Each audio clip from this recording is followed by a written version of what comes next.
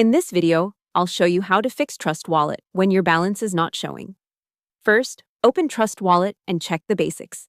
Make sure you're connected to the internet, then on the Wallet tab pull down to refresh. If nothing changes, close the app completely and reopen it. Next, check if the token is enabled.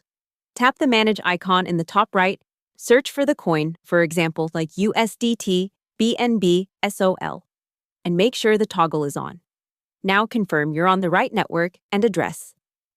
If you sent BNB on BNB Smart Chain, you must check BNB Smart Chain BEP20, not Beacon Chain.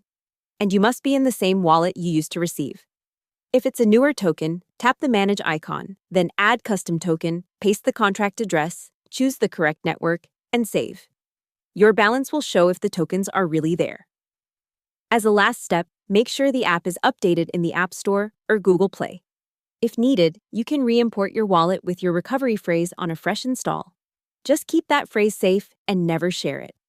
Hope the tutorial was helpful. Subscribe to my channel and see you in the next video.